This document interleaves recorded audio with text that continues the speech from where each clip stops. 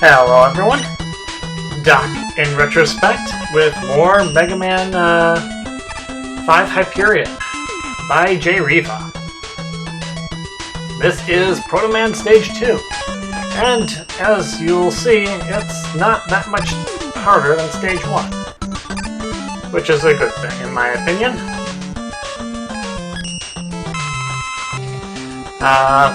Deciding what to fill, always the most difficult thing about running across any weapons power-up in the...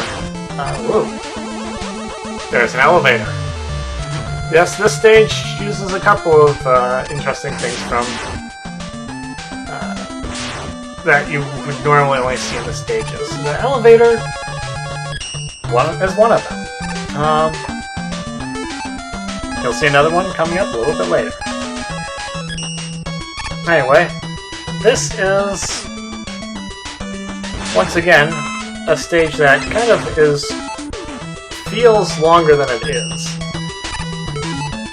And most of these stages are kind of long, but this one just has that tendency to feel like it should have ended about 3 minutes ago.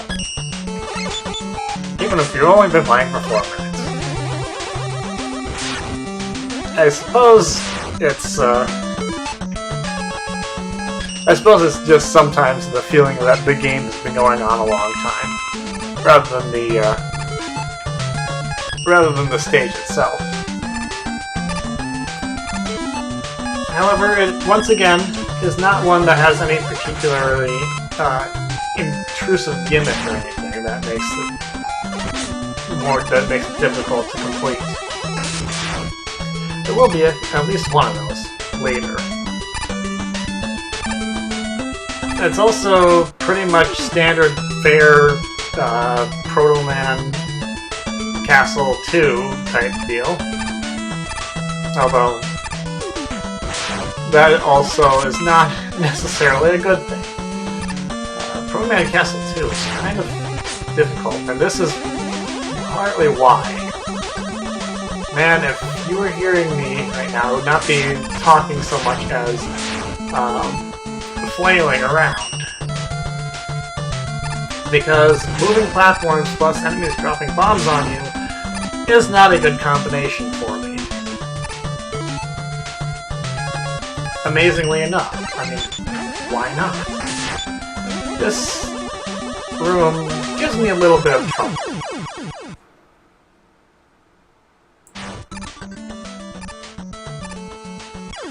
See, I had to die there once. But only once.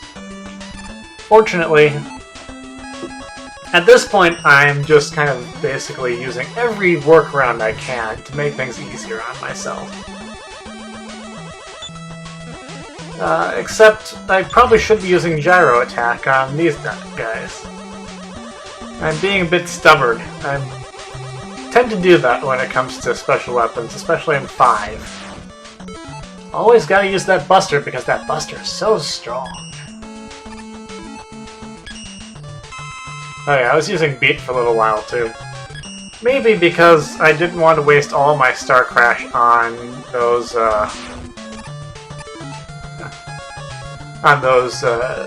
bomb droppers.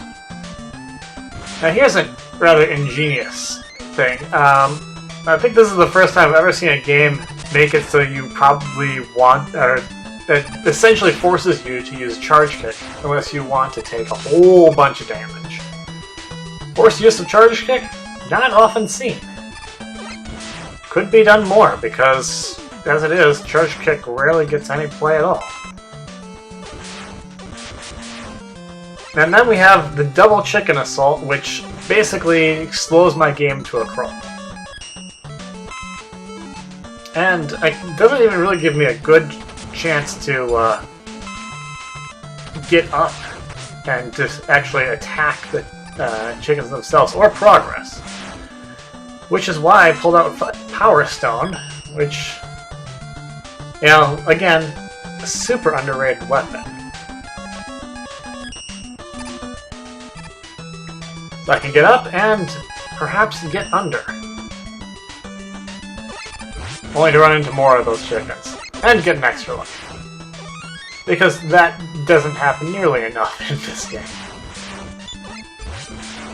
Oh my... If you're looking at the comments below, you'll see my running total. It's getting pretty high. There's another thing that you normally only see in the stages. Crystal drops.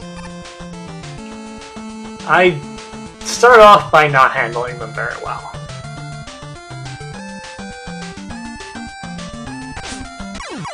Yeah. Fortunately, that's right after the midpoint, so it's not too big a deal. See, I'm not even cutting it. That's how short after it is. These have always bothered me. I mean, not only that you have a hard time seeing where they're falling, but the timing is not. The timing is just not. It's just not very consistent.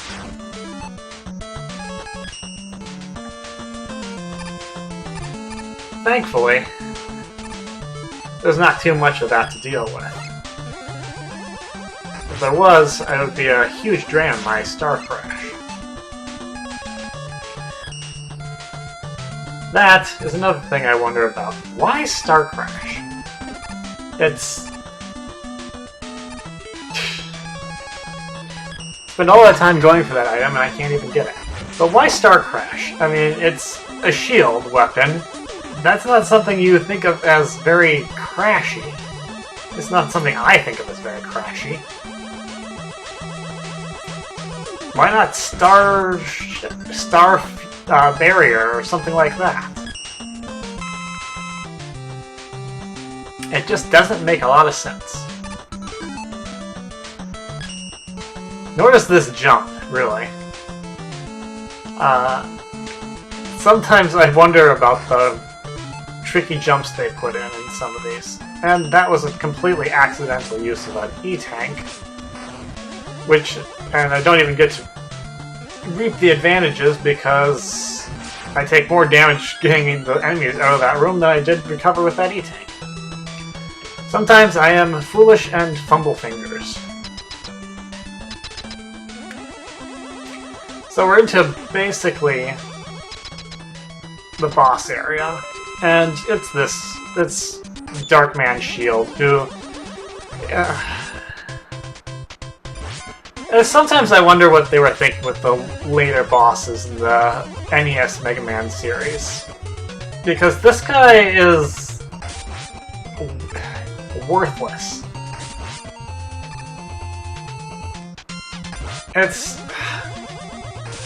He can't do anything. He runs into you. He's one of the very few bosses who any damage you take is purely your own fault. Just too easy. Much like most of the bosses in this game. But that's all from me for now. Until next time, this is Doc. I'll see you later.